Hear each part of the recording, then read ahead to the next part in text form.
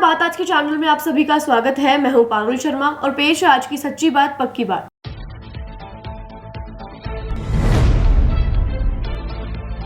Ajmer Mayo girls school के वार्षिक महोत्सव में पहुंचे उपराष्ट्रपति धनखड़, सम्मान समारोह में लिया भाग।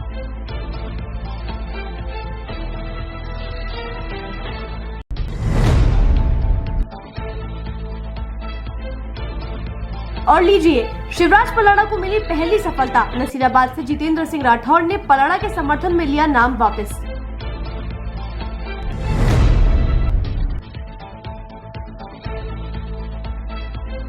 वार्ड 80 में देवनानी के चुनाव प्रचार के दौरान हुआ झगड़ा।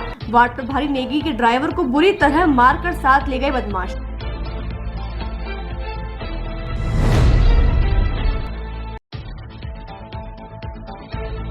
ब्राह्मण समाज के पंडित सुदामा शर्मा ने कल की प्रेस वार्ता का किया खंडन। आकाओं को खुश करने की बताई कारस्तानी।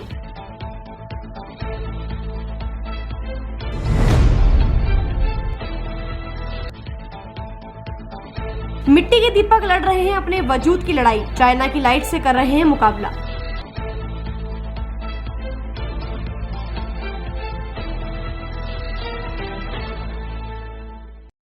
अजमेर शहर में प्लॉट, मकान, फ्लैट, दुकान आदि खरीदने, बेचने व किराए हेतु आज ही प्ले स्टोर से डाउनलोड करें वर्षा रियल एस्टेट ऐप।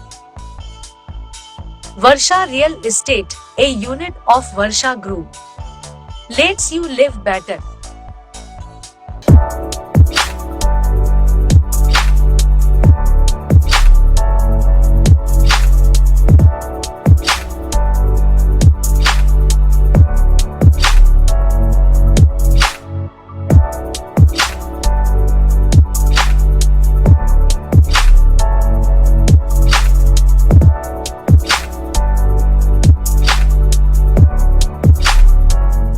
ये सर्किट मामू नहीं बनने का, रेडीनेट फाइबर लगाने का। इंटरनेट बोले तो रेडीनेट फाइबर नेट। डिटेल्स के लिए 7412001234 पे कॉल लगाने का। सही है भाई। इंटरनेट बोले तो रेडीनेट फाइबर। अब शुरू करते हैं बातों का बेहतरीन सफर। अजमेर मेयो गर्ल्स स्कूल के वार्षिक महोत्सव में शामिल होने आज उपराष्ट्रपति जगदीप धनखड़ अजमेर पहुंचे। उपराष्ट्रपति जगदीप धनखड़ विशेष विमान से किशनगढ़ एयरपोर्ट पर उतरे, जिसके बाद जिला पुलिस प्रशासन की ओर से उनका स्वागत किया गया। स्वागत के बाद उपराष्ट्रपति का काफिला अजमेर के मेयो गर्ल्स कॉलेज स्कूल में पहुंचा। उपराष्ट्रपति स्कूल के 35वें वार्षिक पुरस्कार सम्मान समारोह में शामिल हुए। उन्होंने यहां छात्रों को सम्मानित भी किया। जिला पुलिस व सुरक्षा एजेंसियों ने उपराष्ट्रपति के अजमेर दौरे को लेकर विशेष इंतजाम किए। स्कूल के चारों तरफ चप्पे चप्पे पर पुलिस और सुरक्षा एजेंसियों का जाब्ता तैनात किया गया। बिना चेकिंग के किसी को भी स्कूल में प्रवेश नहीं दिया जा रहा था। वहीं स्कूल में सांस्कृतिक कार्यक्रम शुरू कर दिया गया। समारोह में मेयो गर्ल्स स्कूल कमेटी के जोधपुर पूर्व महाराज गज सिंह ने संबोधित करते हुए स्कूल के बारे में विस्तार से बताया और उपराष्ट्रपति का आभार जताया। नसीराबाद विधानसभा क्षेत्र से निर्दलीय प्रत्याशी ग्राम बनेवड़ा निवासी जितेंद्र सिंह राठौड़ ने 4 नवंबर को अपने समर्थकों के साथ उपखंड कार्यालय पहुंचकर ईआरओ अंशुल आमेरिया के समक्ष नामांकन पेश किया था। वहीं उन्होंने नाम वापसी की तारीख से आज अपने समर्थकों के साथ उपखंड कार्यालय पहुंचकर नामांकन वापस ले लिया है। राठौड़ ने नामांकन वापस लेते ही नसीराबाद विधानसभा क्षेत्र से आरजेपी प्रत्याशी शिवराज सिंह पलाड़ा को समर्थन देने का ऐलान किया। वहीं राठौड़ ने मीडिया से बातचीत करते हुए बताया कि नसीराबाद पिछले कई वर्षों से विकास कार्यों से वंचित रहा है और आज तक नसीराबाद शहर में कोई विकास नहीं हुआ है। वहीं उन्होंने जिला प्रमुख सुशील कंवर पलाड़ा द्वारा जिले में कराए गए विकास कार्यों की उपलब्धियों को गिनाते हुए शिवराज सिंह पलाड़ा को समर्थन देकर नसीराबाद विधानसभा क्षेत्र से विजयी बनाने का आश्वासन दिया। इस मौके पर आरजेपी पार्टी के संरक्षक भंवर सिंह पलाड़ा ने जितेंद्र सिंह राठौड़ का माला पहनाकर जोरदार स्वागत भी किया। मैं जितेंद्र सिंह बनेवड़ा शिवराज सिंह जी पलाड़ा के समर्थन में नामांकन वापस ले रहा हूं। उसका कारण ये रहा कि इनका जो पूर्व में भी जो जिला परिषद का जो कार्यकाल रहा, दोबारा ये जिला प्रमुख भी है और नसीराबाद में जैसे भी नसीराबाद का विकास मैं इसलिए कराना चाहता हूं, जैसे मसूदा में विकास हुआ। 36 कौमों के ये साथी हैं, गरीबों के मसीहा हैं और हमदर्द है। जो भी पूरे जिले में कोई भी इन पर काम लेके गया तो वो खाली हाथ वापस नहीं आया। नसीराबाद का भी ये जो दुर्दशा चल रही है, तो मैं उस दुर्दशा को सुधारने के लिए, जैसे कि नसीराबाद केवल रेफर हॉस्पिटल बन चुका है, तो मैं इनसे निवेदन करूंगा कि सबसे प्रथम तो नसीराबाद हॉस्पिटल पर ध्यान देवें और जो गाँवों में विकास की कमी है वो पूर्ति कराएं। तो शिवराज सिंह जी जो आज नए चेहरे हैं और केवल काम कराने वाले हैं, तो ये जो डबल हमारे जो जिला प्रमुख भी है, और नसीराबाद में डबल जॉइंट्स जो फेविकोल का जोड़ लगेगा तो वो डबल काम करेगा नसीराबाद के लिए, तो मैं इनके समर्थन में दे रहा हूँ। और पहले भी इन्होंने खाली हाथों पे आया ही नहीं है, तो भंवर सिंह जी के समर्थन में, शिवराज सिंह जी के समर्थन में मैं अपील करता हूँ और मैं इनके पूरे कैंपेनिंग में भाग लूँगा, पूरे नसीराबाद विधानसभा में प्रचार करूँगा। और मैं ये कामना करता हूँ कि ये विजय हो और ये नसीराबाद की जो दुर्दशा है वो वापस सुधार हो। और मैं केवल विकास के लिए इनको समर्थन कर रहा हूँ, मेरा और कोई लेना देना नहीं है। मैं मेरे गांव के जो संघर्ष कर रहा हूँ, जो काम बाकी है, इन्होंने पूरा कहा है कि वो काम भी होंगे। नसीराबाद का कोई भी चप्पा चप्पा बाकी नहीं रहेगा, जो दुर्दशा चल रही है वो समाप्त हो जाएगी। और सबसे पहले ये बोला कि हॉस्पिटल जो दुर्दशा है, जो रेफर हॉस्पिटल बोलते हैं, इसके पूरे विधानसभा में उनको सुधार कार्य करेंगे। अजमेर विधायक के चुनाव प्रचार प्रसार कर रहे युवक के साथ आपसी रंजिश के चलते दूसरे गुट के वाहन चालक अभिषेक का अपहरण कर उसके साथ बेरहमी से मारपीट की गई। टैक्सी ड्राइवर के साथियों द्वारा उन्हें अजमेर के जिला अस्पताल उपचार के लिए भर्ती करवाया गया। वहीं अभिषेक के भाई ने बताया कि अभिषेक गणपति नगर में टैक्सी चला रहा था। इस दौरान कुछ युवकों द्वारा उसे रोककर उसका अपहरण कर लिया गया और आगे कुछ दूरी पर उसके साथ मारपीट कर उसे वहीं छोड़ बदमाश वहां से फरार हो गए। मेरे को पहले मारा, किडनैपिंग करी मेरे को। ये शैतान नाम का एक शैतान गुजर, बिट्टू गुजर, नंदा गुजर, कमलेश गुजर, एक विशाल देगर लड़े को लेके हुआ था कोई। अभी सुबह थाने पे सूचना आई थी कि कोई गणपति नगर में किसी लड़के को उसके कार से उठाया, उसके साथ मारपीट की और उसको उठा के जनाना चौराहे के आसपास पटक दिया। इस सूचना पे हम लोग घटनास्थल पर गए, फिर वापस फ़ोन आया कि उसको वहाँ पे पदमपुरा में छोड़ दिया है, तो वहाँ से उसको लेके यहाँ थाने में उसका मेडिकल करवा रहे हैं। उससे पूछताछ करने के बाद बताएंगे, पूरी विस्तृत जानकारी थाने पर दे देंगे। अभी ठीक है, इसके थोड़ा हाथ में फ्रैक्चर आया है, तो बाकी और क्या स्थिति होती है तो क्या भाजपा नहीं ऐसी कोई बात नहीं है। आपस में इसलिए मैंने बातचीत की, तो आपस में रंजिश थी इनके आपस में पुरानी। लॉकडाउन में इनके आपस में झगड़ा हुआ था, उस बात को लेकर तनातनी थी। ये टैक्सी चलाने का काम करता है, तो आपस में बदला लेने की नीयत से ये काम है। ये टैक्सी चलाने का काम करता है, तो हो सकता है उनको ले जा रहा हो। कोई नेगी जी के बारे में बता रहा था कि नेगी जी को मैं लेकर घर छोड़ने जा रहा था, ऐसा ये कह रहा है। हाँ, वो नामजद है, जिससे सबको जानता है ये लड़का। हाँ, उठा के ले गए, मारपीट की, फिर वहाँ छोड़ दिया था। परिवारी गाड़ी चला रहा था मेरे भाई बीजेपी में, तो स्वागत के लिए जा रहे थे, तो देवनानी जी के वो तो आए थे कांग्रेस के शैतान, बिट्टू, नंदा, कमलेश और भी 3-4 अन्य लोग थे साथ में, तो उन्होंने आगे उनको उठा के ले गए और हमला कर दिया। आगे जाकर कहीं छोड़ दिया था। सर हथियार भी थे, कुहाड़ी, डंडे वंडे, सरिया वगैरह, ऐसे बहुत सी अन्य हथियार भी थे। सर पुरानी चल रही कोई बात। हाँ जी, अपहरण करके ले गए, गाड़ी में डाल के ले गए थे। अभिषेक मेघवाल, वीडियो बनाया है सर, वीडियो बनाए उन्होंने, बीजेपी का, देवनानी जी के, और ये कांग्रेसी थे वो जो आए थे। ब्राह्मण समाज की सुदामा शर्मा ने कल हुई प्रेस वार्ता का खंडन करते हुए कहा कि यह कहीं ना कहीं समाज की छवि को नुकसान पहुंचाते हुए अपने आकाओं को खुश करने के लिए कुछ लोगों के द्वारा ऐसा कृत्य किया गया है, जबकि ज्ञान सारस्वत को ब्राह्मण समाज ने ही नहीं सर्व समाज ने मिलकर चुनाव में खड़ा किया है और वह चुनाव लड़ेंगे। ब्राह्मण समाज का कोई प्रतिनिधि नहीं गया। ब्राह्मण समाज के जो बीजेपी के अंदर पदाधिकारी हैं, वो अपने निजी आकाओं को अर्थात राजनीतिक आकाओं को खुश करने के लिए गए और किसी तरह का कोई दबाव नहीं है। ना कल किसी तरह की ब्राह्मण समाज ने कोई मीटिंग की है। आज तारीख तक राजस्थान ब्राह्मण महासभा ने किसी भी राजनीतिक दल को समर्थन नहीं किया है। ज्ञान जी सारस्वत को उनके जो समस्त प्रशंसक हैं सभी समाज के, उन्होंने मिलकर के खड़ा किया है और कल उनके कार्यालय का 9 तारीख को उद्घाटन होगा।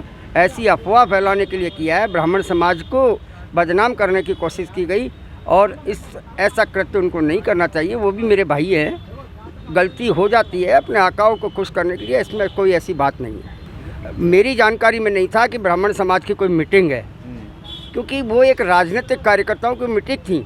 यहाँ तक कि उसके अंदर है जो रमेश जी सोनी उसकी अध्यक्षता कर रहे हैं, एक पूर्व महापौर है जो अध्यक्षता कर रहे हैं, तो ये समाज की मीटिंग नहीं है, भारतीय जनता पार्टी के कार्यकर्ताओं की मीटिंग थी, उनके पदाधिकारियों की मीटिंग थी, समाज की कोई मीटिंग नहीं।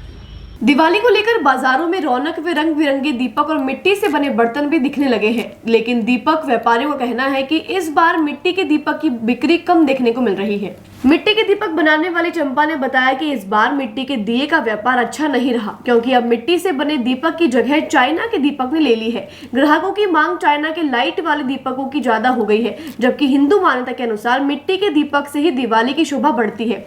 वहीं चंपा ने बताया कि इस साल दिवाली पर चाइना के सामान की ज्यादा बिक्री से हमारी मेहनत और मिट्टी से बने बर्तन व दीपक की रौनक बाजार में फीकी पड़ चुकी है। आने वाले समय में मिट्टी के बने दीपक का जो थोड़ा बहुत चलन है वह भी कहीं ना कहीं खत्म होता दिखाई दे रहा है। भैया आपके तो दियों का व्यापार है ही नहीं है।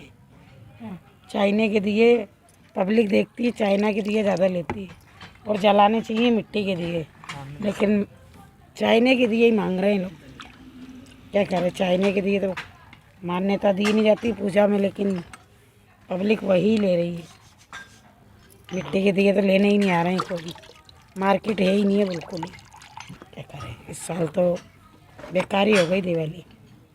पहले चाइना के लेते हैं, फिर जब न्यूज में आती तो फिर ये बोलते मिट्टी के लेंगे। अरे मिट्टी के दिए जैसी चीज़, मिट्टी की चीज़ जैसी कोई चीज़ है क्या? हर चीज़ मिट्टी की मानी जाती है, पर पब्लिक समझती नहीं है इस बात को। पब्लिक जाती है फैशन के लिए। बातों को देते हैं एक छोटा सा विराम, जल्दी मिलते हैं एक नए सफर पर। अजमेर शहर में प्लॉट, मकान, फ्लैट, दुकान आदि खरीदने, बेचने व किराए हेतु आज ही प्ले स्टोर से डाउनलोड करें Varsha real estate app. Varsha real estate, a unit of Varsha group, lets you live better.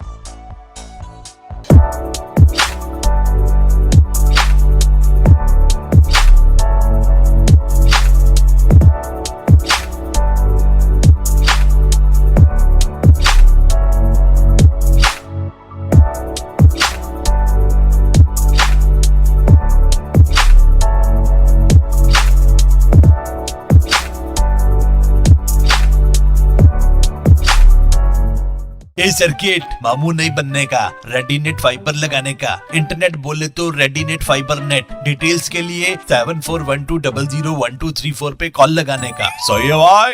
Internet बोले तो रेडीनेट फाइबर। अजमेर शहर में प्लॉट, मकान, फ्लैट, दुकान आदि खरीदने, बेचने व किराए हेतु आज ही प्ले स्टोर से डाउनलोड करें Varsha real estate app. Varsha real estate, a unit of Varsha group, lets you live better.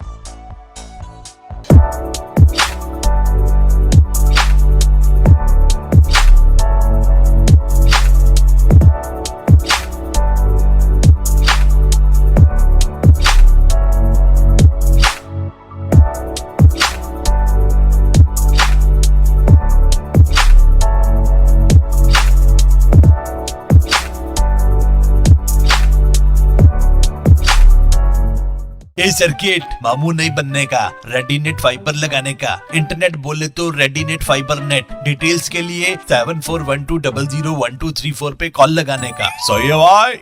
Internet बोले तो रेडीनेट फाइबर। एक बार फिर आपका स्वागत है। आइए चलते हैं एक नए सफर पर। अजमेर के माहेश्वरी पब्लिक स्कूल में मंगलवार शाम को वार्षिक पुरस्कार वितरण समारोह का आयोजन किया गया। इस आयोजन में अध्यक्ष कसार, सचिव अशोक लाखोटिया, अध्यक्ष गोपाल राठी, MPS सचिव प्रेमचंद्र मुंद्रा और प्रिंसिपल डॉक्टर RK श्रीवास्तव उपस्थित रहे। बच्चों ने रंगारंग प्रस्तुति देकर सबका मन मोह लिया। केंद्रीय गृह मंत्री अमित शाह एक दिवसीय दौरे पर मंगलवार को किशनगढ़ पहुंचे। वे नागौर जिले के कुचामन सिटी, नावा और परबतसर में चुनावी सभाओं को संबोधित करने के बाद सड़क मार्ग से होते हुए किशनगढ़ एयरपोर्ट से विशेष विमान में दिल्ली के लिए रवाना हुए। आपको बता दें कि इस दौरान अमित शाह ने किशनगढ़ सांसद भाजपा प्रत्याशी भागीरथ चौधरी से भी मुलाकात करी। बातों को देते हैं एक छोटा सा विराम, जल्दी मिलते हैं एक नए सफर पर। अजमेर शहर में प्लॉट, मकान, फ्लैट, दुकान आदि खरीदने, बेचने व किराए हेतु आज ही प्ले स्टोर से डाउनलोड करें वर्षा रियल एस्टेट ऐप।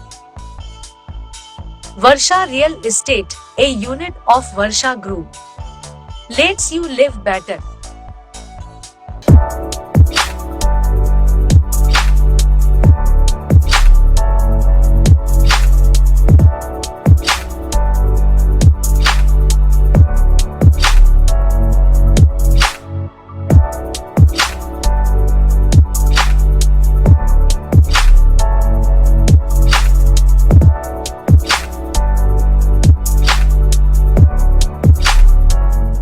ए यही सर्किट मामू नहीं बनने का, रेडीनेट फाइबर लगाने का, इंटरनेट बोले तो रेडीनेट फाइबर नेट। डिटेल्स के लिए 7412001234 पे कॉल लगाने का। सही है भाई। इंटरनेट बोले तो रेडिनेट फाइबर। अजमेर शहर में प्लॉट, मकान, फ्लैट, दुकान आदि खरीदने, बेचने व किराए हेतु आज ही प्ले स्टोर से डाउनलोड करें Varsha real estate app. Varsha real estate, a unit of Varsha Group, lets you live better.